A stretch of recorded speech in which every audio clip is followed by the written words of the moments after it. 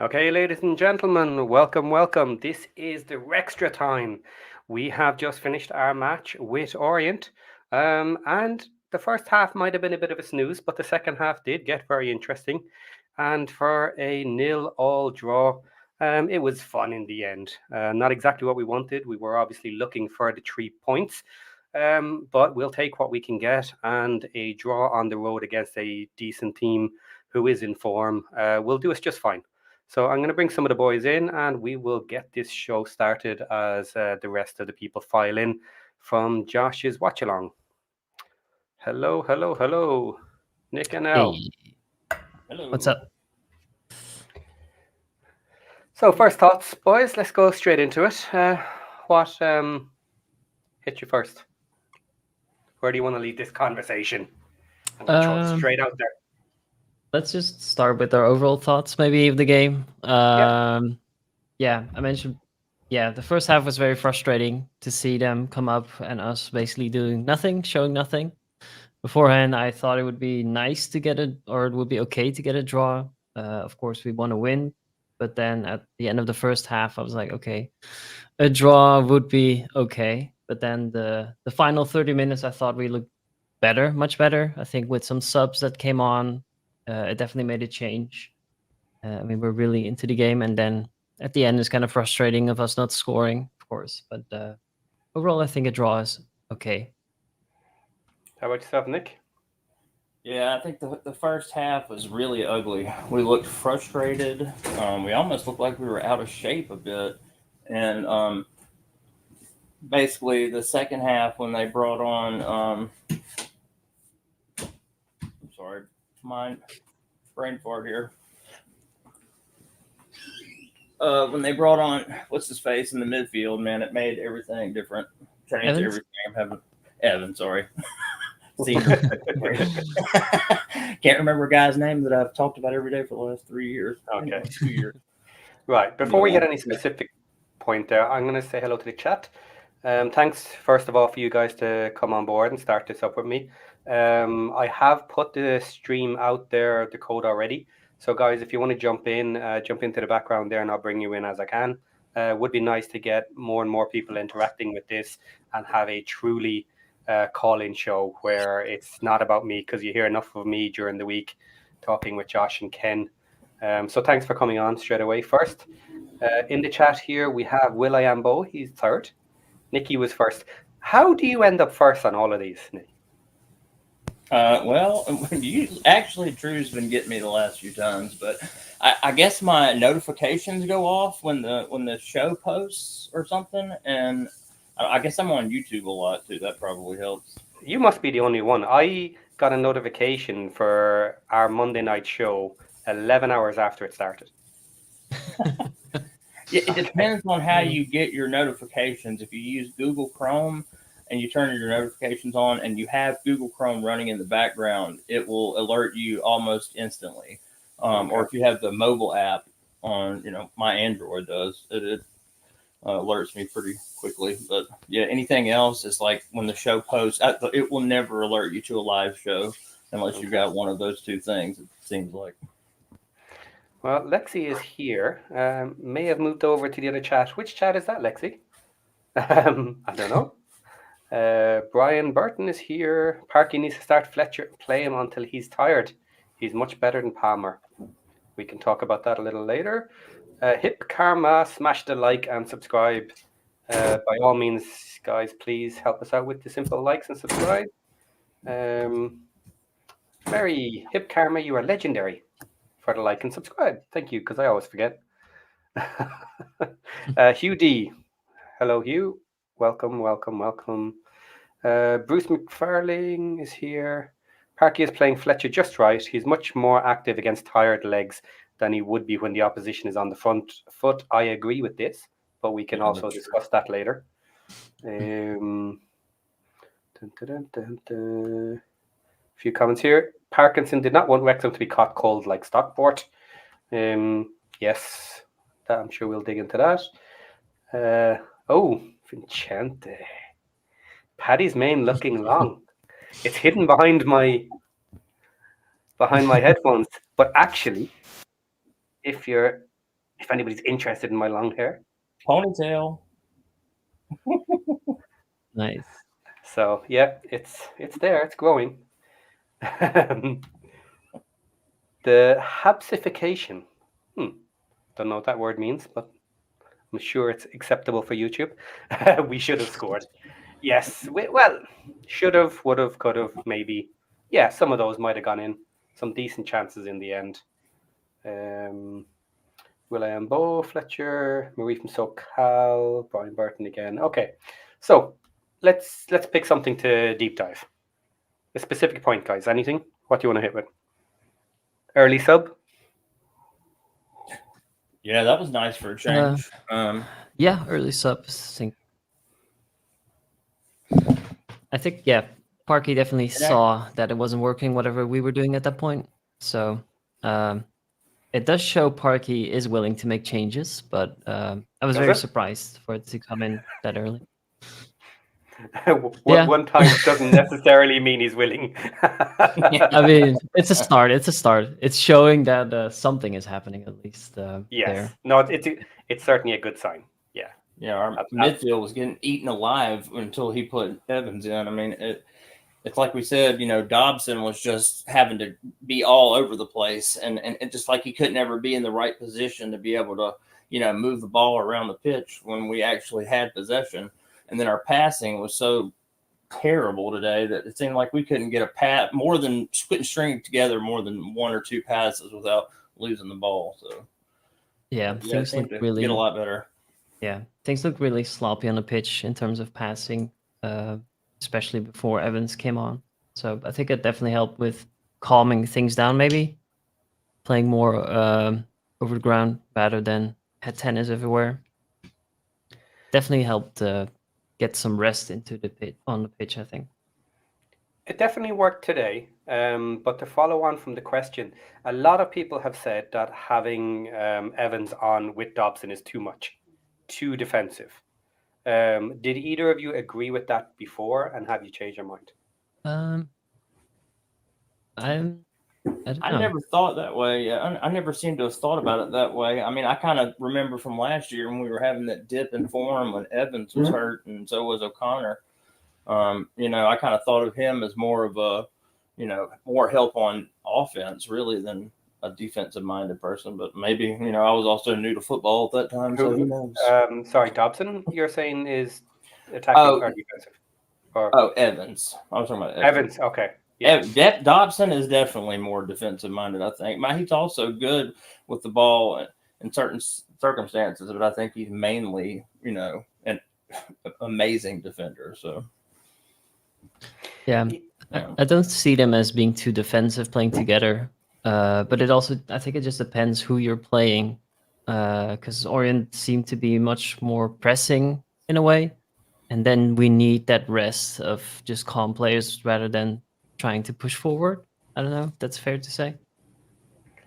Yeah, I agree. They're both defensive or mainly defensive, but interestingly, I do like Dobson being freer and being able to move because he just ends up in the right positions, I think. It did seem like he was pushing up forward more when Yes. Evans came on. So yeah, I can see that. But if Evans is taking some of that defensive responsibility away from Dobson, then he can travel. And I think his role is best as a wandering role a little bit because he already does it. You see him on the left side, right side. He's chasing the ball everywhere. True. So I think he seems to need a bit of flexibility. So yeah, the two together, we might need to see that a little bit more to see how that works out. Maybe from the start of a match, because it worked today. But but it's also because Lee and Cannon weren't playing too well, in my opinion. So it might be different when they are on top of their game. That's true. We don't need Evans in the match then. Yeah. What do we think of Lee so far? He's been inconsistent, I would say. He's had good moments, but he's also had moments where he did not seem to be on the pitch at all, I feel like. He hasn't made too much of an impression on me. Yeah, Lee hasn't made a crazy impression so far, I think, but he's solid. In general, he's solid. He doesn't seem to have a terrible game, but he hasn't been on his normal form. Yeah, maybe unimpressive might be the better word. Yeah, I agree with that. Yeah, he's always there and he's always in the mix, but he's just not. He's not a standout player at this point. I mean, he can be when he wants to be. He just seems to be real hot and cold, at least. Yeah. So a comment there from A2V that we can maybe follow on from is what about Maka? Can we talk about Maka being a ghost? Man needs a break. I don't think he was a ghost today, but No. I think the quality of Orient definitely hampered him a little bit. Maybe he's getting a bit tired. Yeah. Yeah. There might be something happening on that left side of the pitch, like maybe because Barney has been performing so well in other matches that we don't see Maka and Lee on that side as much. Maybe. Yeah. He's also been a bit unimpressive, and just because he is the captain, it's kind of sad that we can't see Revan come on as much. I feel like he would fit in there much better in some games. Hip Karma's in the back, so I'm going to bring Hip Karma in to join us. Hello. Greetings and salutations. Hello. Okay, we are talking Nerds about unite. Maka. Do you want to join in the convo? I'm happy to join in the convo. I probably missed the last couple of sentences about That's it, fine. though. Have your say about Maka? Anything at all? Currently, Yep. I would say he's possibly in a little bit of a slump at the moment for whatever reason. We don't know what reason. And so his performance is a little down on what we expect. I would like to point out, though, that as fans, our expectations tend to be high. We tend to want 100% perfection every game, all game. And as was pointed out so well by Wayne Evans during that interview that Ken did this week, people are human. You're not going to be, on the ball 100% for the whole season. He was saying, talking in cycles of like 5 to 6 games, you might be going really, really well, and then things will happen because happiness and perfection, well, I don't believe perfection exists, but happiness and perfection can't be sustained. So do I think he's playing less than we have seen him play before? Yes. Does he still play well? Yes. He's just a step down or a gear down slightly is what I would suggest. And I don't know why. Okay. Yeah. But if he's in a bit of a slump, why not put in Revan is my take on it, right? Yeah. Okay, see, I missed that comment. That's right. I have a quick poll to ask here. Yes or no? Were you surprised that Maka got his contract extended? No? No. Okay. For you? I was a little bit. I was a little bit surprised because I thought that could have been extended later. But that's neither here nor there. Following on from that, then, are we asking too much of Maka? He is getting older, and we keep saying he's as fit as a butcher's dog, and he is working extremely hard for the team. Are we expecting too much? Because I was thinking if he was with us this season, he would slowly be transitioning a little bit more into a backup player. Yeah, that's a fair comment. Maybe we are, but we do want the top performances of everyone in the team, not necessarily just Maka. So it's also unfair to say to Maka, oh, we don't expect the fullest of you, but the rest of the players we do. Does that make sense? I think the main reason McClean is still starting is because of his defensive game is a lot more solid than Revan. And I think, like Bruce just made a good point, that without Maka, in the defense today on on his side, they probably would have sliced us up. And I think we just, he had such a really good first few games, even on the offensive side, that I think maybe we're not giving him enough credit for the defensive work he has been doing. I don't know. I think that's a really good point. Mhm. I do. He does work hard, and he is someone to be feared. For most teams, he is someone to be feared out there. Do I think that we're asking too much of him? No, I don't. I think one of the reasons that we signed him early was to ensure a level of stability for mature players in the team and for leadership to be in the team. So within that context, I think that he continues to be the kind of asset that we need. And I think we would all agree that he has settled a lot more in relative terms this year in terms of being a slightly famously fiery Irish person. Not that they've ever been known for that, but he's toned that down a little bit. I think he is taking his captaincy and his leadership role incredibly seriously. And I think that's to the advantage of all of the people on the pitch.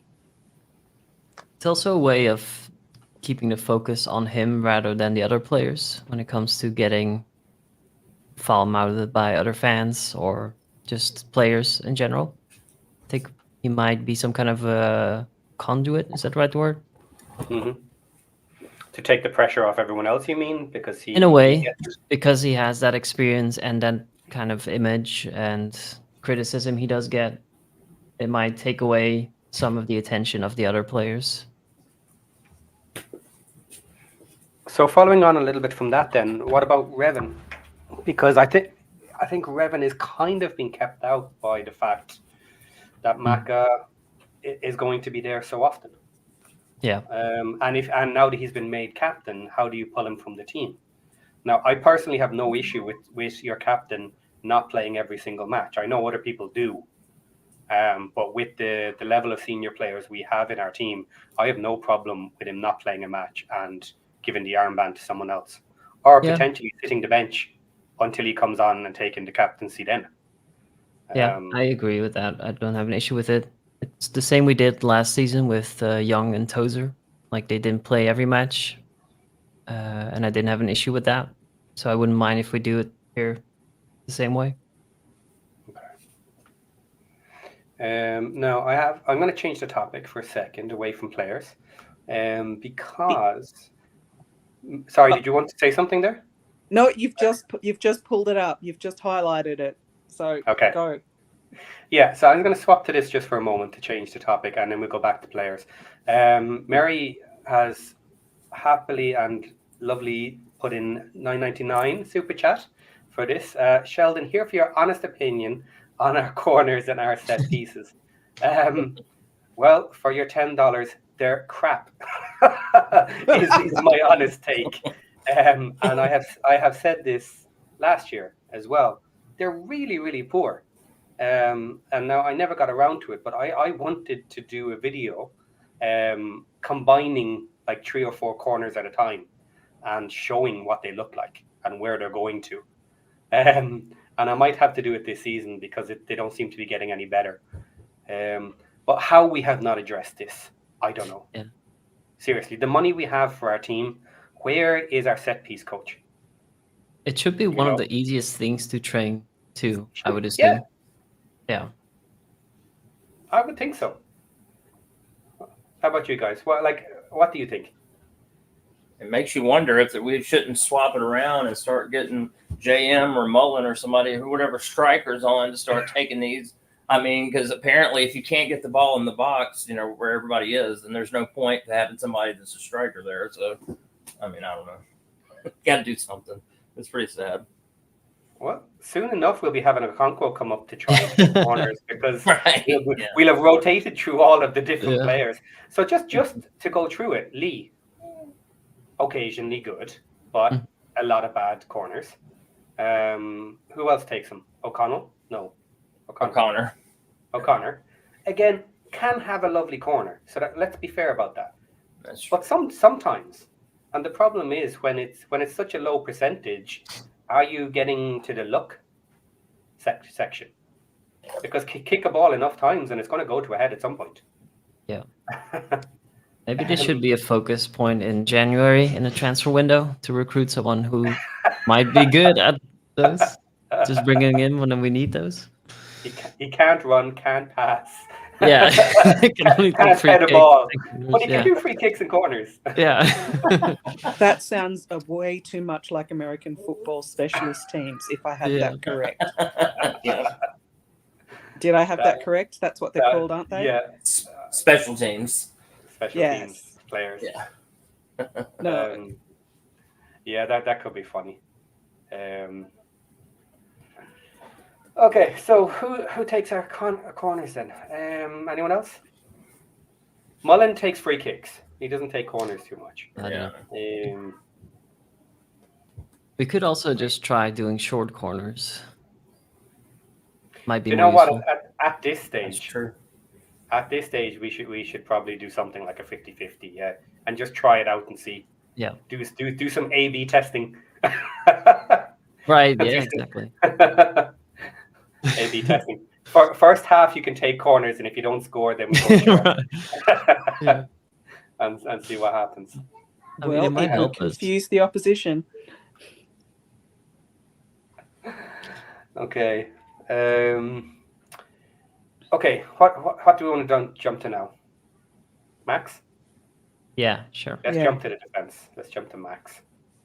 What are we going to do without Max? Mm-hmm. Yeah, Bringing I mean, I Scar.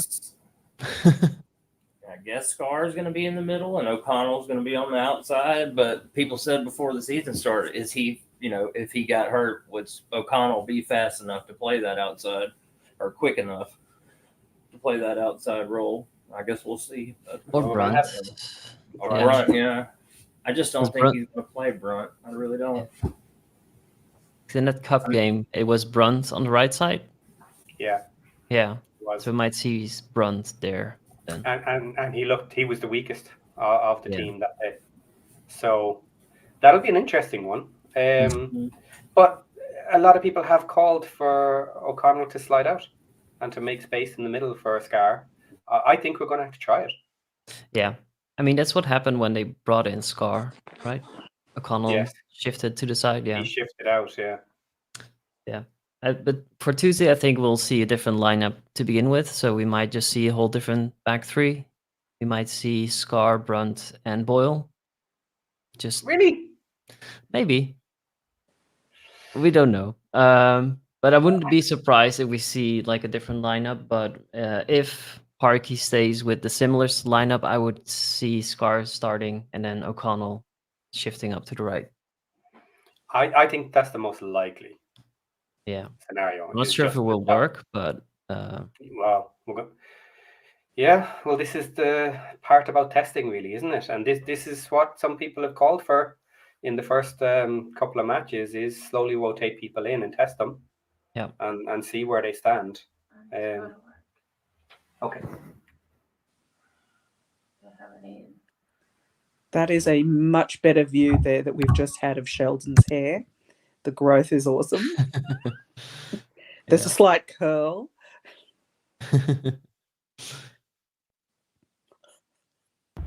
Sorry, guys. Just had to sort something there. So yes, Scar should be in. Absolutely. O'Connell might go out. You think on the other side we might get Boyle back in? That would be an interesting one. I think Boyle definitely played the cup. Yeah. That's coming. I the mean, following when he Tuesday. did play, he looked okay. He looked good. So Yeah, I've wouldn't changed write my him off. mind on Boyle. Boyle is decent. For me, at this point, given what Parky has done, I think Boyle on the bench. might be. Okay. Yeah. I would be a bit surprised if Boyle came on now. I would actually, to change the whole lineup. It's not normally Parky's Yeah. way No. to change so many people. So Yeah, I think we'll see Scar or Brunt before Boyle, but for the cup, I think Boyle would be brought in again. I think he'll definitely be in for the cup. Yep. He'll definitely get to play there, if not before. Dave Banks, hello, Dave. Showing that younger players needed now to take us to the next level. Fletcher, etc., done great, but age showing now. Ooh. Fletcher is a tough one for me as well. I do think he's better against tired legs. I don't think he's as good from the start. His touches are still amazing, but same today as well. I don't think he's. I don't think the team is prepared for his touches. I think they're just a little bit too high level for what we used to. None of the other players do it, so sometimes they're not waiting for it from him. Now maybe they should get used to him, not the other way around. But Mary is in the background. We're gonna bring Mary in and join us. BF5 some. Oh, brilliant! Hello. Hello, everyone. Can you hear me? We can hear you. Welcome, welcome. Hi, good morning. Hello. Hello. So I wanted to jump in right before I head off to work, but what's everyone's starting lineup for the next game? Okay, let's start at the back. Because we were just discussing this. So Yeah. Scar, are we all thinking Scar's in? Yeah, probably. Yes. So then on the right will be either O'Connell or Brunt. I think Brunt will start and O'Connell will come in at half if we're really If it's not working. in trouble. Yeah, if we're in trouble, he's going to come in right after the half. That might be a good call. Yeah. Give O'Connell a break and try Brunt and see how he gets on. And if he doesn't stand up to it, then pull O'Connell in, and then Brunt's in trouble. Then Brunt might not see his spot again for a while. Yeah. Okay. So then out the left side, O'Connor? I think O'Connor. Left wing out there, then have we got Maka? Yeah. He's going to stay there. Not going to I be think so. rested. Probably. Okay. Have we heard any more about his injury, those injections in his feet that we'd heard about? Do we know anything more about that? I have not, no. I assume that's the same as when Mullen was getting extra injections and stuff to play. It's probably continuing, but I've heard no more about it. There was rumours that there's other issues with Maka, just maybe some personal stuff to deal with. Hopefully that's nothing big or whatever, but maybe also that's not helping him at the moment. But nobody sees Revan coming on for him for a match this Tuesday? I think so. I think he might come on. Okay. I wouldn't mind seeing it. I absolutely wouldn't mind a bit of a break for Maka. I was kind of mentioning it with the captaincy thing.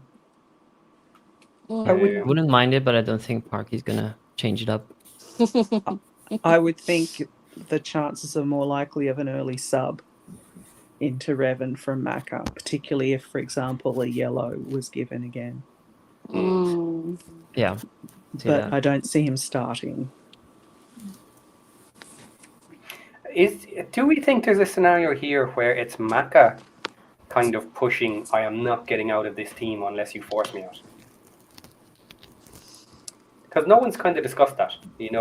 Maybe it's Maka that's also pushing, saying, look, you know what I mean? I'm playing every minute of every match unless you specifically do not want me on the team.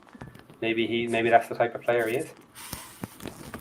If he were that type of player, they'd still chosen him for captain. So if that were his personality, they've accepted that as his personality, and they're aware of it. Do I personally think that? I would go back to a quote that, again, in that interview that Wayne said, every player wants to play. So it would not be unusual for him to say, I want to play, and you'll have to, stretch me off before I stop playing. But that would be any player. Yeah. A comment to add here from Dan Moore. If his defence is so great, why do opposing sides attack? down that side so much?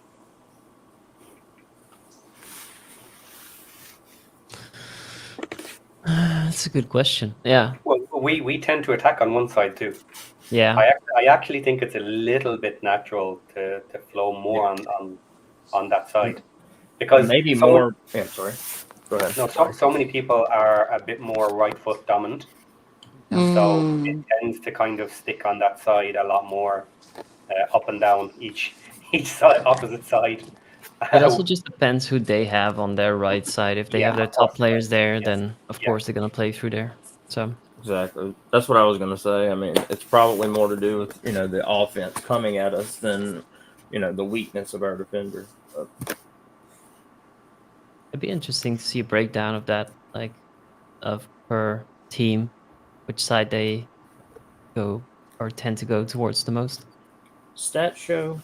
That's for the I didn't want to say that, but yeah, that's exactly, kind Nick. of Another good topic. It's Sheldon's expertise. So the stat show is becoming 3 nights a week now, is it? Need a couple of more viewers to justify 3 nights a week. But no, I have fun doing it. I just need to get a bit of time in now. I want to bring in a couple of additional topics, more so than just focusing only on the team that we're playing in the next week. Mhm. So I'll try and do something different for next week. Okay, Revan's playing time here, stats, 320, and Mac has 658. I'm Wow. surprised Revan has that much. Yeah. I wonder if that's league games or That- just total. yeah, that's probably total, would be my guess. I don't think Revan has that much in league. No. That doesn't really work out in my head. Must be total everything. Maka has doubled the game time. Well, I certainly thought at least double. If Maka doesn't start, who gets the armband? Probably Mullen if he's playing.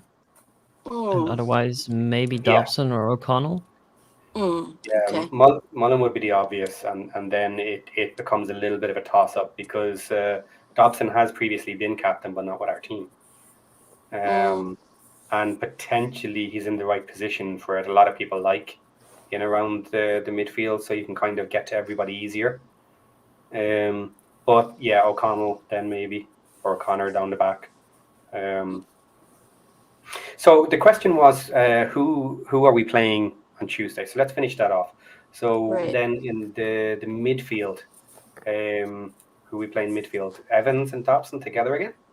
Yes, Are we going to try that from the start? I I like liked that. it. Mary and I, look, we think the same. We think the same. Yeah, I would like to see Dobson and Evans both play. I wonder if Parky wants to commit to that though. Also, Well, why was Rathbone not on the bench? Is what I'm asking.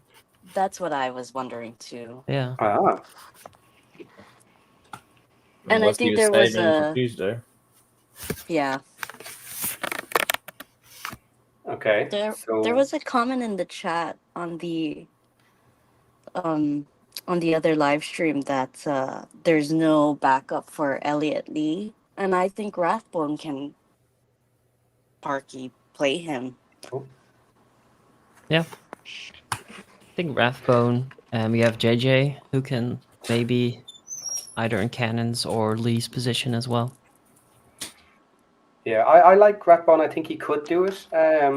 I think Rathbone is going to need a little bit more time to gel and understand everybody's playing style. Yeah. To be in those sort of positions. To me, he looks like a good player when he's on the pitch. He looks solid. He looks Yeah. experienced, but it looks like he's lacking a bit of team knowledge and team awareness, and maybe the team also, not just throwing it all on his shoulders. That maybe he's a little bit different than some others in his style as well. So maybe everybody needs to learn each other's style there. It's kind of the same as with Bolton on the right Yeah, wing. Bolton, and he never really got there. No, it's true. Unfortunately. Okay, is Cannon going to be playing? I think so, but yeah. Depends on Rathbone, I think.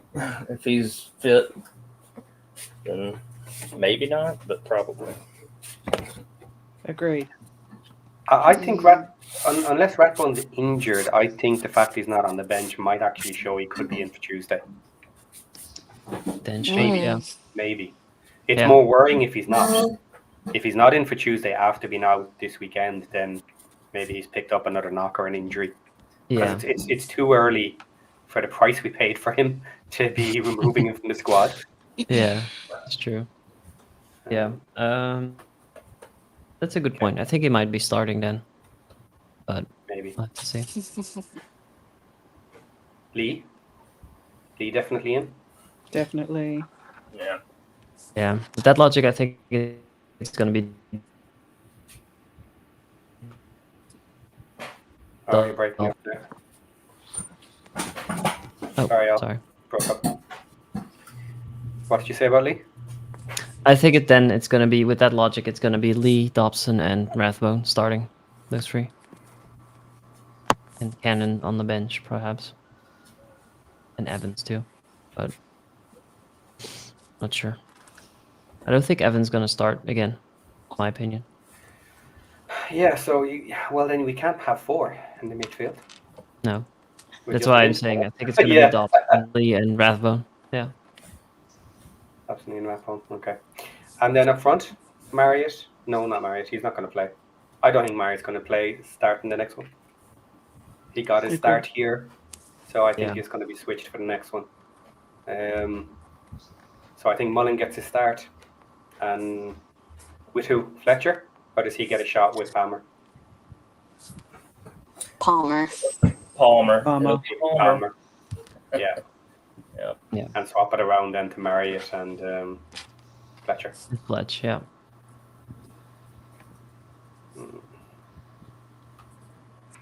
Okay, some comments here. I'm a little behind on the comments. I'm going to try and catch up on some of these. But just quickly going back to the corners, they need one day where they just have players do corner kicks and they find a better corner kicker. The current options suck to be. Tell us what you really feel.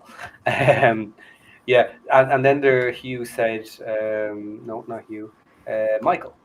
In fairness, the corners were tight, not much space with pipes, etc., sticking out of the ground. Yes, but I think that's just ultimately an excuse. Yeah, you learn how to do tight corners. You learn the different types of corners. Like at this level, come on, we have to be able to do it. And then Hugh reminds us that we miss Tozer's throw-in. Tozer's throw-in was nice. It was a little bit special, but we should never have been relying on that as much as we were at the time. And I think the throw-in kept Tozer in the team longer than maybe he should have been. Yeah, it's a nice bonus to have. Yeah, kind of like a little party piece. Yeah. But it occasionally worked, and I think that saved him for a long time. Yeah, in the team. for sure. Revin is good for corners. Taking them or being in the box? Has he taken corners yet for us? I think he took one, at least. Did he? I think so. I didn't pay attention to it, if he did.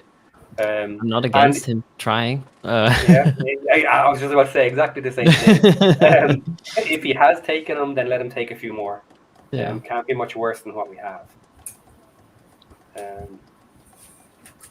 Okay, this is the way from A to Z. Which way? Lee and Cannon plus Evans and Dobson. This is the way. Okay, this is the way. Yeah. That could be the way. I agree.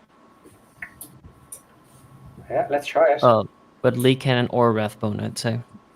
Yes, we're forgetting about Rathbone in that equation. Yeah. And I think Lee could do with a break anyway. And Cannon is a bit on and off. So, yeah, maybe between the three of them. Yep. Give him a little bit of a break, see what happens. And Evans and Dobson don't have to play together every match. Mm-hmm. But I think it's worth trying them to see. Yep. Okay, continuing the corners because we did get paid for this topic, so let's do a bit more. With our wingers, short corners from a centre back to one of our wingers crossing may be more of a threat. Yeah, short corners out, run in. I'd like to see it. Look, any change. We can beat a dead horse more because it's dead. And you can stay there all day beating that dead horse. But yeah, look, we need to try something with our corners. We're not getting enough out of them. Simple as that. So we need to keep going until we figure something out. George said, I thought of Barney as well, but I assumed there was a reason he never takes them. Okay. Yeah, it might be good. Yeah. Maybe he's good in crossing in movement, but not from standing still. But I don't know what the difference might be between just a regular cross and a corner. The technique might be different. Yeah. Oh. Don't get me started on the crosses Ah. this game. Don't. It was one of the things I actually did rant about in chat. I try not to rant too much in chat, but I did for that one. Yeah. If there's crossing coming in, there has to be someone who can pick them up too. Yes. Yeah. Yes. Yep. Okay. So here's the other side of the coin from Michael. We have cup matches to try new personnel formations. The league is too important to drop points. And that is the other side of the coin. We can talk through all the different options and stuff that we need to do. And sorry guys, I didn't notice Wayne was in the background. I hope you haven't been there for long. I just noticed you now. Hi everyone. Hi, Wayne. Wayne. Hi, How's it Wayne. going? Hi Mary. Hi Kid Karma. Hi Nick. And hi Hey, Wayne. Daryl. And how are you? And hi Patty. Nice to meet you. Good. So have you Another been 3 listening into our a.m. corners? So, comments? corners, yeah. Have you a take? O'Connor was the man I thought. I'm Yeah, I don't know. I suppose it's just a practice thing. There's a reason why Beckham was so accurate, because his dad made him practice 8 million times as a kid. So, it's probably one of those extras things they have to do before and after training. A couple of 100 corners or something. Yeah, That's the only way you're going to get better. Yeah. I agree. A Just, to Z here followed up with how many cup games have we got? Sorry, I'm mixing two conversations now. Yeah, sorry. That was about the different players, and we were changing things around in lineup. Have you anything, any major thing you want to talk about with the lineups for maybe Tuesday, or changes or not changes, or what's your point? What do you think? I think I'd leave that up to Parky. I'm not an expert. Okay. But sorry. Fair enough. Also, know I was thinking about it before when you were talking about it. All I know in our game, the game I played, we've got specialist positions too. But I don't know. Coaches will swap players around. Good players will play multiple positions just as well as each other. So they'll just find places for their best. In our case, 13 players. In soccer, 11 players. You'll just find a place somewhere on the field for your best 11 available players. I don't know. When the game's happening and that, I know everyone has positions and that, but not everyone's always perfectly in position when the ball's in play. People swap and change all the time and cover for each other, and Yeah. I just think whoever's your best, fittest, freshest 11 blokes that week, get them on the field somewhere. They'll make it happen. They're your best players. Anyway, sorry, I don't know how much structure comes into soccer. It's in the box. It doesn't seem like there's much structure when they're all up there. Yeah. Especially with that attempt we had in goal. Yeah. I don't know. I like. It's why I like Max. I think because of all that wrestling and defending, and it's probably makes him strong in the box for headers and that as well. I like Will Boyle for that reason. He's a bit of a goal sneak. Yeah. Yeah. Yeah. But anyway, that's my 2 cents worth. Yeah. Okay. Is there anything different, Wayne? Did you have a topic in mind you wanted to mention, or did you just pop in to say hi a bit? A little bit. Well, thanks for Earlier, joining. the re-signing of McClean. Okay. Pretty much agree with Hip Karma. The main thing about his signing, I think, is just the example that he sets. When players come in and see one of the older blokes there first thing in the morning already training, it sort of shames the younger blokes into doing a bit more themselves. It's just, it's good habits. It's you got to have good habits around. You got to create good standards and stick to them. Yeah. You got to. I thought Dobson should have been captain when they signed him. They said he was a possible captain. Macca, I understand they probably made Macca captain to tone him down a bit, but that's his natural style. Like, you shouldn't try and change people, I don't think. His aggression is probably what made him so good. If he's toning it down, his performances have probably reflected him pulling back a bit, Plus maybe other things off the field, who knows. Yeah. The captain thing, I think we can already see that Dobson's probably well liked and respected already by the playing group. I don't think they would have had a problem with him coming in and being made captain. Probably the fans might have, but I think Parky already knew him and knew what he was like. And I don't know. I think that way there's not so much pressure to play McClean every game as well, I think, because he's not the captain, It's a lot of games a year for someone his age, I think. Yeah, I do kind of agree. Marie is in the background, so I'm going to bring Marie in. Hello, Marie. You ready? Hi, Marie. Good morning. Hi, Marie. Hi, Marie. Hi, and Wayne, I loved your talk. You were fantastic. I loved your insight as being an athlete. That was fantastic. Loved it. Thanks, Marie.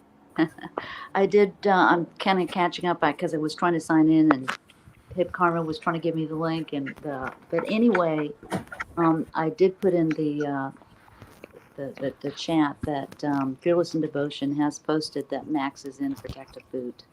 Yes. Mm. So it doesn't look good for him. I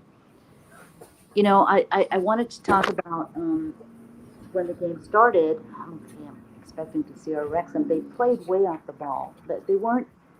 And I'm thinking, is this a manager thing, a coaching thing that we were told to do because we're going to be more defensive and then come back? And we looked uncomfortable doing it. And then the second half we came back, and it's like that scene from Hoosiers, what flavor is the gum? It's the juicy fruit, because all of a sudden these Orient players are looking like, where the hell did you come from? Because we were right in their face, and it made a big difference. I think Evans made a big difference when he came in. I think people have talked about it where Dobson wasn't having to stretch himself so much, and Dobson made some amazing tackles at the end of that game. So he really did. It was amazing. I like that Dobson, Evans in the middle. I was surprised that Rev didn't come in at one point, but I think that was probably Parky's plan. But then when Max got hurt and he had to bring Scar on, I think it scrapped that plan because you have so many new players on the field. I think, and that's why he didn't do it. But it was close. It was, and we've always said, there's going to be times where we're going to lose. We did not lose the game. We held them. I think there was a good chance we could have won the game. It was right there. It was right there, but just unfortunately, we didn't get there. But Tuesday's going to be an interesting game. As far as the back three, that's going to be interesting. Does he go with Boyle? O'Connor did not have that good a game in You know, and as far as corners, this was really interesting because on the first half that I followed, you had the Orient commentator, but on the second Yeah. half, they stopped, and then we had Mark Griffith, who was just a phenomenal. I mean, that's how I learned the game, listening to him. You know, just explain everything, and it's not like, oh, it's so and so. You know, if you listen to, you know, the other commentators, it's like, oh, it's a so and so to that guy. Oh, it's the other guy. And this, Mark Griffiths just explains the whole thing, and it's amazing. But what he said about the corners was the way that Lee took it and Connor took it. He's saying he brought in the insight that they've been practicing something. Now it didn't come off, but what they were trying to do was hit it right in the net. If you look at what they were trying to do, they weren't trying to get it into the middle. They were trying to get it in the net. And that's something that he brought up, that he thought they'd been practicing it and it didn't work, didn't come off. That was his insight about corners. And I thought that was kind of fascinating because I hadn't thought of that. Let's hope so. Yeah. Well, you've either got to practice more or say, you know, that's not working. But that was a disappointing game. It's going to be interesting on Tuesday what happens and who's going to come in. It'll be probably, I think Fall is too young yet. You know, when I watched him on the game he played in the Cup game, likened him to a young giraffe just running down the field. He just looks a young giraffe. And he's going to grow into the spot, and he's going to be phenomenal. But I think he's got some time to do. I think Fletcher looked a little slower than usual today. Not his header, that chance he had on that header was like, if you were just a few inches more, you know, if you were just up a little further, he would have hit it with power and it would have gone in. It just didn't come that today, guys, right? And that happens. Okay. Two things, guys. Welcome to Non-PC Con PC. Hi, welcome. Welcome. Hey, bud. Hello. And Madal put up a comment there. Rumor is that Ratbone took a knock on Thursday in training, which is why he wasn't on the bench or in the squad today. So that would explain it, and then maybe they could also explain not being in Tuesday. So we'll wait and see. So, how are you, Non-PC? Oh, better than I deserve, mate. How'd you find the match? Bit of a letdown, to be brutally honest, mate. Not really liking what I'm seeing. I'm seeing a lot of tired people on the pitch. Also seeing the fact that we're not really changing anything tactically wise. It seems to be the same dead horse that we keep beating. And we're expecting after 10 games that we're not going to get figured out. I thought that at least in some kind of formation, or even within the same formation, just a little variation of the tactic to just change things up. Because if you keep doing the same things, you're going to get the same results. And as we keep going further into the season, we're going to be playing these teams twice. So, pretty much. Okay. This is going to sound really strange. Okay. But I was more down last week when we won than I am down right now. And when we drew. Okay. It sounds strange, but I get what you mean. Okay. I also thought that they would have probably rotated more of the squad this week, especially given how many games we got in the next coming weeks. So that was a bit surprising. But then again, Parky's done a few things that have surprised me over the last couple of weeks. But it is what it is. In Parky, we trust. Yeah, that's an interesting one because I did expect maybe one or two more changes for this match. But Stevenage being the next one, they are a very different team than Leyton. They are not as attacking a team. So maybe having the likes of Brunt and maybe some others like Revenon, who are a bit more attacking, we might see an all-out attack team almost because we need to break them down. if they're gonna play a low block on us. So it'll be a very, very different match, and we could see a very, very different team. Well, see, that's another thing as well. Like, a lot of people have been talking about Macca and saying, "Oh, should he be there?" and stuff. But it's funny because last season, I should say, before Barnett kind of really came into his own, he, like, Bolton and Ford were kind of that defensive right-hand side. But on the left-hand side, you had Macca being that, what I like to call a chaos player. That guy who's basically, his whole job is to disrupt defenses, pull defenders away, usually cut inside or maybe go to the byline, but he loved to drag those defenders in. If anything, that's the kind of player I probably want to be playing against that team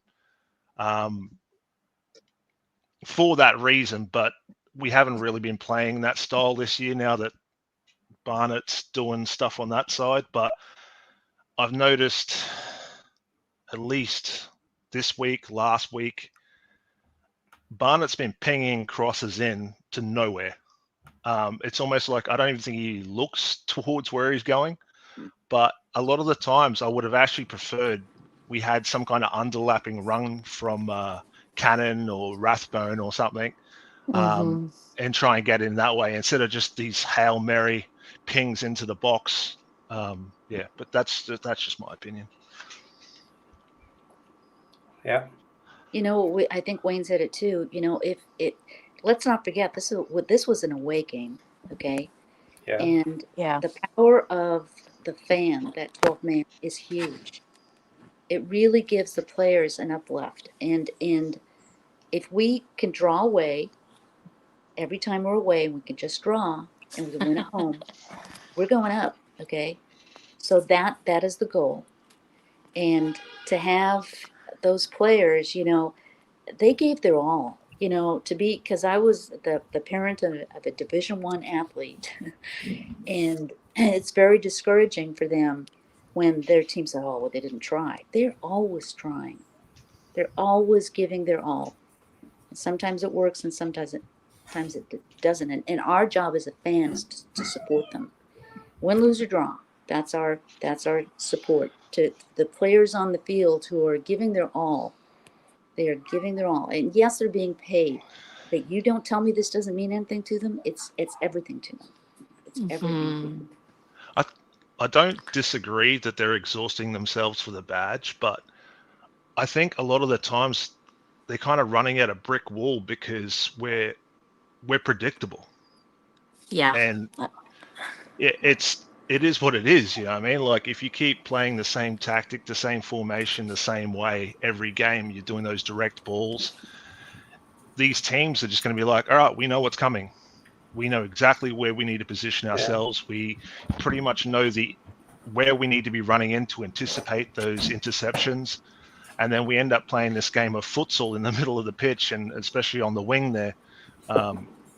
So I feel that we need to introduce some kind of unpredictability. I call it choreographed chaos. You know what I mean?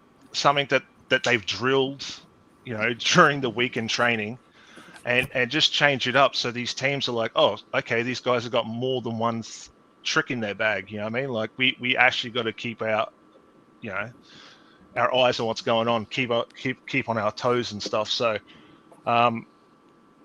because there's only so many times you can ping that ball out to the wing backs, and it go nowhere basically. So, I think I agree. It's like when the first half, I was saying, I put it in the chat in the other stream that I don't mind the long ball, but you got to do it with purpose, right? And the thing, I understand what you're saying.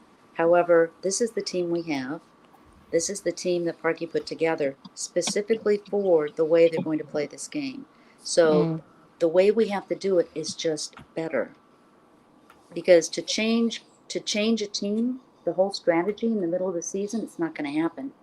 It's not going to happen. They're going to have to do that next summer, right? You don't have to completely change the whole system. We've got the talent, you know what I mean? And not only that, like there are even formations and tactics where we only need to literally like move one player, and then we can start playing other people.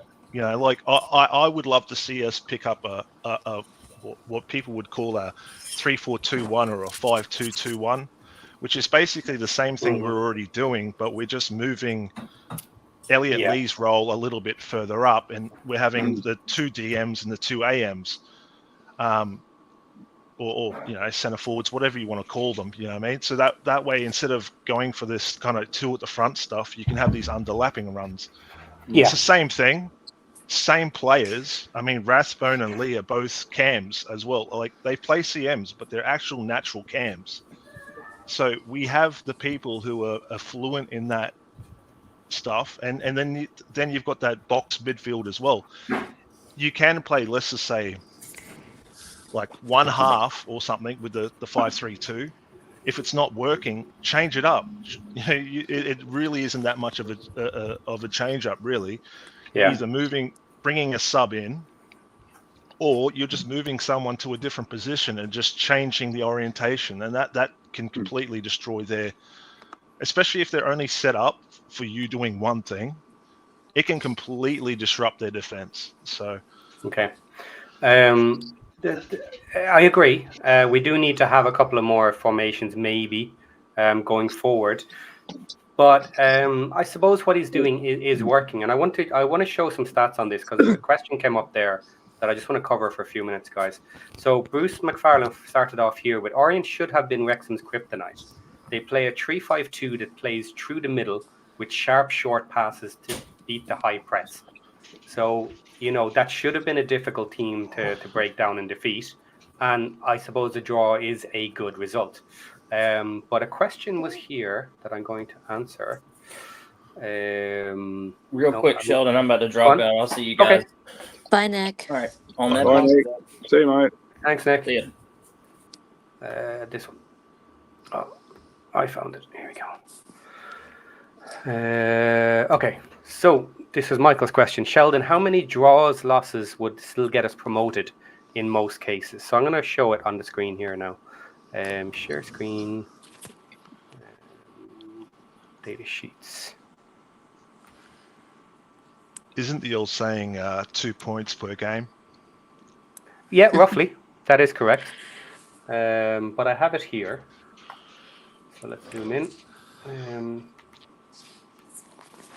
Okay, there you go. This is the average points for every position over the last 10 years in League One. So first is 96 points, second is 91 for auto promotions. And in order to get second place, on average, you need 26.8 wins, 10.6 draws, and 8.6 losses. So you're in the region of 8 to 9 losses. So let's just say 8. So we can lose 8 matches and about 11 draws. So it's not quite a point every time you're away. But between 8 and 11, it's 18. You're almost there. With a draw or a loss away and all your home wins. So that's not a ridiculous target. And then after that, it doesn't really matter where you end up. Of course, it just depends on who you play in the playoffs. Then you're down to 14 losses and 10 draws. So very, very achievable there. The numbers look good, and our play style so far looks quite good. Only issue I would have with that is that after 10 games, we haven't really got a second trick. You know what I mean? Yeah. So like, if you're doing the same thing for all, what is it, 46 games? Yeah. We are not going to have the same, we're not going to have the same trajectory coming into this, especially into the second half of the season, because these teams are going to study at us. And if we don't have more than one, bullet in our chamber, or sorry, we're going to get, we're already starting to get figured out. So we can't just blunt force every game with talent. I mean, we could do that in the previous competitions, leagues, should I say. But heading into this, especially the second half of the season, we're going to have to do something that keeps other teams on their toes, because otherwise we're going to keep running into draws. And draws are fine away, but if we're doing that at home, we're in trouble. Yeah. Well, what we've achieved so far, on average, has put us for second place, including today's result. So the 1 point for the draw after 7 matches, that estimates a second place finish, which is here on my list. We've just slightly dropped below the average for first place. So it's early in the season. You know, I know very well the stats are too early to jump on at the moment. But one thing I will say about the argument of having a second trick is your second trick is never going to be as good as the first. You just have to be able to alter your first enough. And I think that's where I land, is you need variations on your first trick. Because 1,000%. 1,000%. Because if you had a second trick that was good enough, then it should be your first trick. First, yeah, 100%. Yeah, 100%. so that's the other argument, I guess. But yes, I absolutely agree with what you're saying. And what you said, though, the opposite is also true. Yes, teams will figure out our style, but we will also be figuring out other teams' style and should be able to make those smaller adjustments, be it a change of a player or a small change of tactic, that may also find them out. So that kind of works both ways. Yeah. And but one thing I probably should have said as well is that we do have a lot of squad depth if we choose to use it, and that in itself is probably an extra bullet in our chamber as well. So yeah, we can't really discount that also. No, and maybe it is a little bit early in the season for us to be complaining too much about not using our depth. You know, I personally think we should. 10 games is a quarter of the season, approximately. Okay, well, that's a good point. That's a good point. But I agree we should be by now. Otherwise, why do you have your depth? But it needs to start soon then, kind of, is the answer to that one. Yeah. I think if you have a few styles, sorry, mate, I didn't catch your name before. I can't see anything on the. Is it football? The Aussie play? Not PC. Not PC on PC. Not okay. How are you, mate? All good, brother. I agree with all that. If at training, if they've got 2 or 3 different styles or formations or whatever, and they're practicing that regularly, they should be pretty drilled. They should be able, yes, to seamlessly change on the run out on the field. Like there'll be some call, a name that goes up, and they know straight away to adjust into that formation. It should be easy for professional players. Like that's especially considering you've got players that have come down from, like Rotherham, Millwall. I mean, these guys have played in like Championship and. Yeah, I mean, so like they've all done, or not all of them, should I say, but some of the veterans. I mean, they played for international sides. They've got a lot of this stuff down.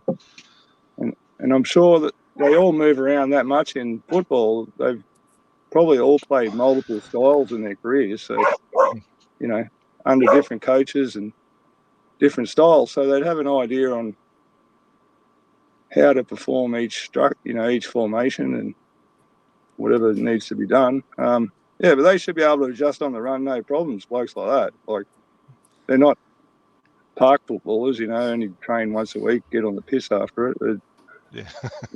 They're doing it every day. So, and what that'll do, then the other team's got to realise on the run that they've adjusted. So then they've got to adjust how to combat the adjustment, That's, you got to play games within the game. Yeah, okay. 100%. Carl put up a comment here, and I'm going to ask it as a question, if you can stay with me for a second. So this is a record to get us second place. Is this achievable? Home record of 20 wins, 2 draws, and 1 loss. and an away record of 9 wins, 8 draws, and 7 losses. Just off the top of your head, does that sound realistic? Well, 7 losses is 21 points dropped, so I wouldn't be too happy with that. Well, this record will get us to second place, average 91 points for the season. I personally see more draws than losses, but Me too. That's 10 draws and 8 losses.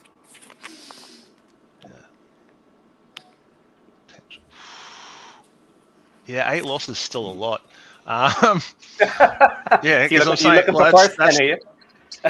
no. I just don't get me wrong. Like it's better to win and lose. It's better to win and lose than 3 draws. You know what I mean? But at the same time, I would rather the team not be losing that many games. That's just, especially. Well, actually, I guess that wouldn't be too bad at home, but still, yeah. Okay. I'll swap the losses for draws. Yeah. Hey, Sheldon, I've got to drop, but great job, okay? Yeah, thank you very much. Bye, Marie. See you guys. Hi, Marie. Bye, Marie. I think it sounds realistic. It's just getting it done is the trick. Well, that's the trick, yeah. Yeah. Okay, guys, I'm going to have to jump off in 10-15 minutes. So is there anything here that you guys want to specifically discuss before we finish? And in the chat, if you want to change the topic, let me know now so we have a little bit of time to finish it off. Guys, anything different you want to move on to? Or Sheldon, I'll say something right before I head off too. Okay. It'll be interesting to see how we press next game. Our pressing today didn't look, I don't know, I thought we looked slow today. Well, we should have the possession in the next game. Okay. We should be dominant in the next game, which is not really our style. And we haven't looked amazing when we have been dictating everything. So Stevenage may very well play a low block, and it might be a bit of boring football with us having. But then could that just be a repeat of Shrewsbury then? Oh, possibly. Yeah. It could be. Or it could be a repeat of Forest Green Rovers from last season, where we couldn't break them down. Yeah, don't remind me. So just a little reminder there, Stevenage played Charlton Athletic today, who obviously are fighting to be up around where we are, and they lost 1-0 to Stevenage. Oh, wow. So Stevenage took out the win against them with just a single goal, which seems to be their style at the moment. They are winning with only a goal, they are drawing with only a goal, and then they're losing their match. So is it like a low block counter-attack kind of football? Yes. Okay. And you better get in early and score your goals and destroy them. Because if not, they'll just wait, give them a chance, and they might take one on you. I didn't really feel good about tonight and Stevenage, both away games. I'll be happy with 2 draws. 2 draws, okay. Hello, Andy. Hey. Jumping on here now at the end. Welcome. Hi there. Good. You okay? All right. Yeah, all good. Anything in particular you want to discuss before we finish up? No, not really, but it's just so the performances the last 2 weeks have been National League type performances, but we seem to just go through the divisions. I moan like hell about the performances and this, that, and the other, and they really should drop this player, and he's not playing well. I've been saying this since we were in National League and going to every season ticket holders. I've been going to every game, and I moan like hell at the games, but we just keep getting promoted. So what can you say, really? Yeah.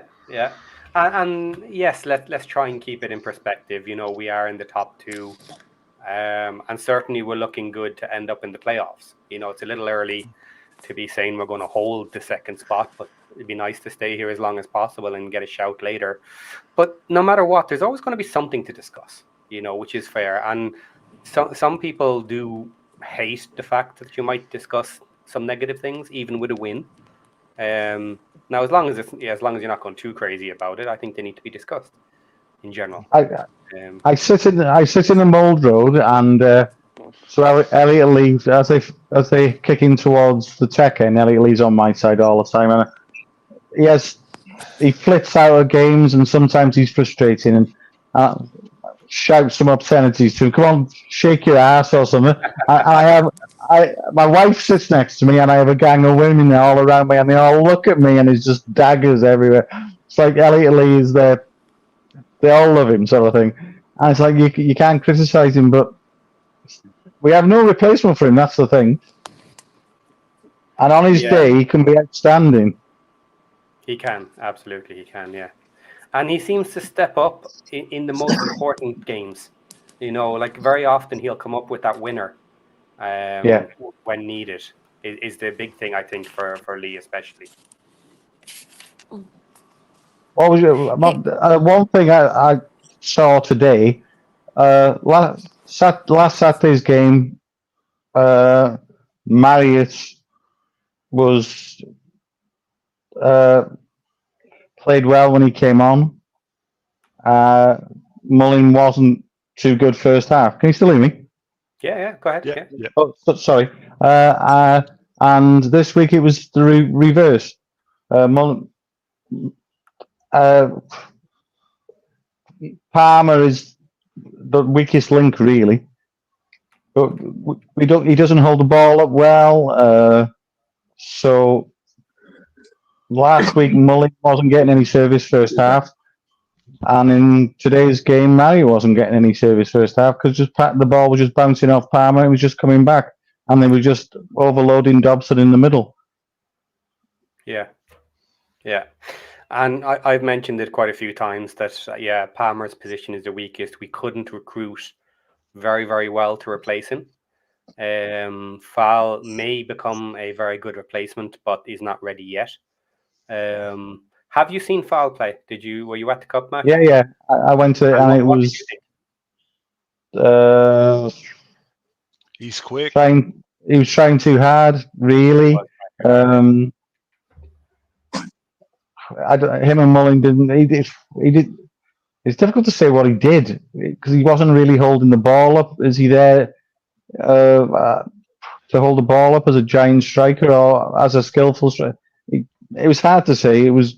I wasn't impressed, but it was the first time he played, and he'd only been in the club for like 2 days, isn't he? So, yeah, it's difficult to say.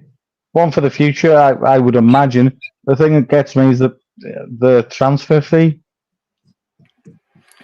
Maybe they're guessing.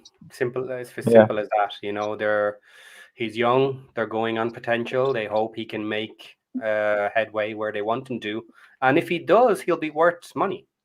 You know, but absolutely. But they're trying. Here's an interesting one. They're trying to make him potentially into a player to match Palmer, but that's not what other teams want.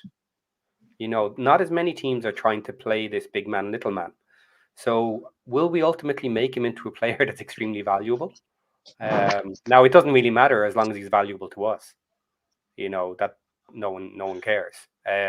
Technically speaking, we don't necessarily need to use him as the big man, little man. Yes, when I was talking about that whole 5-2-2-1 situation, we could have an attacking target forward up the front with the underlapping cams behind him. And that's actually going to work out even better because he's going to be drawing attention away from whoever it is that's behind. But at the same time, when you've got someone like Barney, they've got to watch him because otherwise he's a really good header. So, yeah. I agree with you that change the formation and play one up front. But can you realistically see Palmer running the line on his own up front? He just hasn't got the energy. No. This is definitely after Palmer has left the club. I think he's an understudy, and I think going up into the championship. Like I know I'm putting the cart before the horse, but I think they've set him up because I think Parkinson knows that we can't keep playing this formation and tactic only heading into the championship if we're going to get promoted. we're gonna suffer the same thing that Bolton did, and get sent back down. So I think he's actually thinking long term with Fal. That's my personal opinion, but Fal could potentially play both roles. He could play like the Dalby role, but could also play the Palmer role potentially. If you were looking at the 3 games we just played, hopefully better, Sheldon. Sorry. Hopefully better than Dalby and Palmer. Oh, of course better, but just in those roles, a lot better. Yeah. Go on, Andy. Sorry, what were you saying? If you looked at the 3 games we played, 1 defeat, 1 draw, 1 win. Yeah. We've been schooled in every one of them games for certain parts of the game. We've been outpassed, outthought. Dobson's been running around like a headless chicken because he's just getting overwhelmed in the middle. The passes are just going around him. So that's Birmingham. That was a defeat there. And we win last week and we get a draw today. So, but there's parts of that game and you're looking at it and it's almost we're clueless at times, you know. We can't retain the ball. The only thing we can do is hoof it forward. It comes back off Palmer and they're overloading us once again. And that's 3 games in a row now, and we were so lucky last weekend. Yeah. I don't know if you agree. Maybe I'm seeing the game differently. No, I do agree, and it's signs, isn't it? That's the thing. We don't have enough of a record yet, but a loss to Birmingham. Look, ultimately, ignoring what happened in the match, that's expected. In fairness, you know, so that's one way you can kind of defend that. But it showed some weaknesses. It showed up the weaknesses that we see we have with certain teams. The draw today, okay, not great, and we pulled out a win. Now we're going to have to pull out some horrible wins if we're going to stay up near the second place. Certainly, you know, I think we can afford to play not too well and still sneak in the top 6. As we keep going, I'm less and less worried about the teams around us, that a lot of them are going to be better than us come the end of the season. But we'll wait and see on that too. So I'm less worried we'll end up dropping out of the 6 because the teams around me are good, but they're not amazing me. Is my take on the league. Maybe you're more familiar with the teams than I was for this season.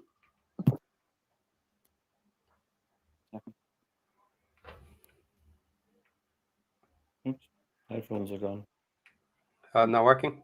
Sound gone? Headphones will start working. Okay, I can still hear you. Yeah. Okay, a second. Yeah. Okay, Bruce here. He is not convinced Evans must start against Stevenage, but he did show he should have started today. I kind of agree with that. I don't think necessarily I like his energy. And if you're releasing Dobson to be more fluid, then yes, I like the 2 of them together. But I agree that Stevenage are going to be much more defensive in the next match. So I don't necessarily think we need the 2 of them together. However, I will say one thing. I really like that pass to Dobson. It's just Dobson clearly wasn't ready for it. Yeah. But that could have won us the game if he was ready for it. That is. Yes. Yeah. It looked really good.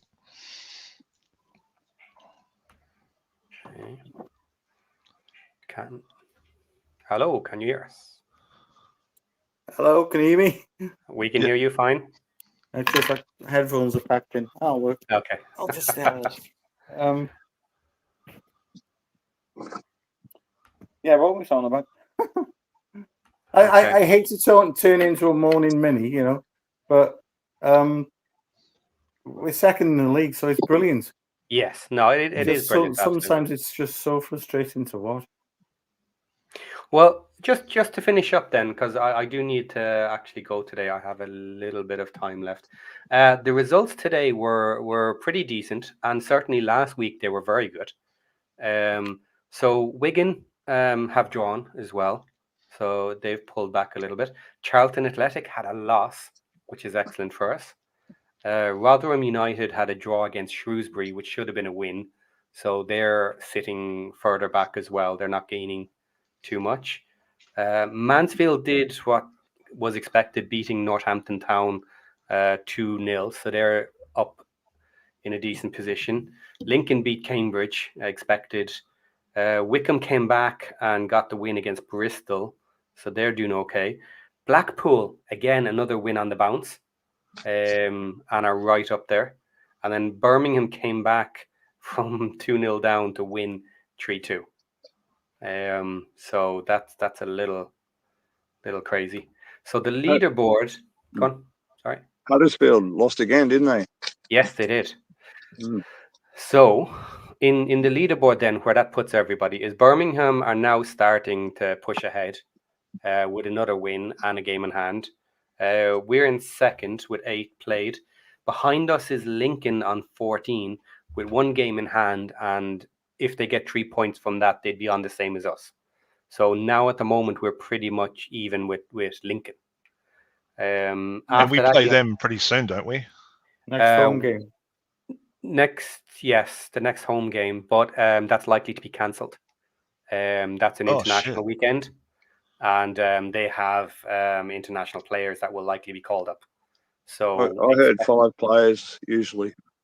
Usually, yeah. So let's expect that will probably get delayed. So they're beside us. Blackpool is now on 14 with us, but they have played 1 extra match to get there. And then we have Mansfield is on 14, Wickham on 13, Barnsley is now on 13, all playing 7. So 1 behind us. So there's still a group there that are close enough to us. But it's changing around a bit. Huddersfield have had a couple on the bounce. They're now down in 9th, and Stockport is playing tonight. So it'll depend on how they do with that match. And after that, like, we're starting to hit weaker teams. Stevenage is actually doing okay in 11th. So it's the scores. The results are a bit all over the place with teams that I did not necessarily expect it to be all over the place. So that gives me hope that, you know, the matches we drop are not necessarily going to be crucial, and we'll wait and see how that goes. Fair enough. But you're at every match then, Andy. Like, are you positive about the season? Where do you see us ending? At the start of the season, if we took just below the playoffs, I'd have bitten your hand off. But it's that it kills you when the expectation kills you sometimes. And we get to the top of the league, and it's like it's the end of the world when we draw a game now. You know, it's the hope that kills you. That's the phrase. Yes, right. Yeah. It's the hope that kills you. Who was Stockport playing today? I'll just try and get the score for you. We started 5:30. It's been playing an hour, I think. Has it? I have it here in front of me then. I'm on the wrong. No, it's not live yet. The next one, the next ranking to move to the bench, I'd say, would be Brunt. The Stockport match starts in an hour. Oh, it's an hour. Okay. It's the late match against Barnsley. Sorry, what were you saying about Brunt there? The aforementioned question. Oh yeah, okay. Yeah, Scar. I popped that up. Yeah, I'd say after Scar it'd be Brunt. Okay. Well, guys, I'm sorry to do this because we're having a really interesting conversation, but I have run out of time. I need to get some stuff done here. Yeah. We've been running for an hour and a half.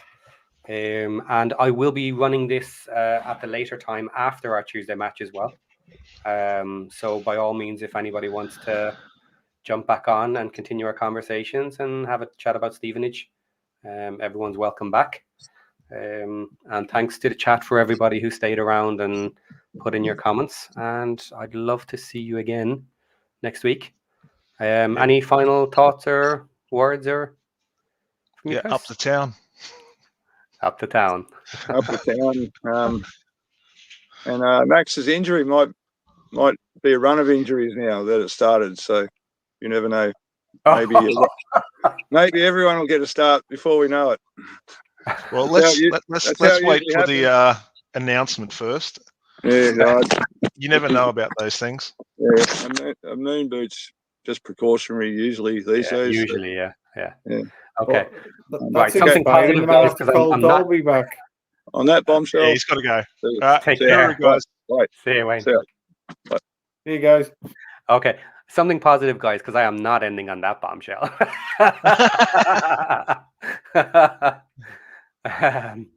We're almost Well, you- actually we're Can I we're just say, still second, Sheldon? aren't we? Go on. Sorry. Yeah, we're second. Yeah, still second. Comfortable second, let's say. Go on, Andy. Can I just say, great show. Watch it as often as I can. And it's so flattering. There's so many people from so many places. Actually, I've got their eyes on our little town. It's brilliant. Are you in our Discord, Andy? Yeah. You are. I haven't seen you pop up too much. Same name on Discord as well, is it? Or have you a different name? You don't have to say it online if it is different. If you don't want to. So I guess it says Andy. I'm not sure. I would say so. Yeah. No problem. Guys, to finish, I'm going to drop the Discord link in. So if anybody is not in Discord, then come and join us. We're a friendly group over there. Chat about Wrexham obviously all the time, but we do have some other channels just for general chat if you want to meet some nice people. And very nice to meet you, Andy, in person as much as we can. And I'll see you in Discord, and we shall chat again. Cheers, guys. Bye. Take care, everybody. See ya.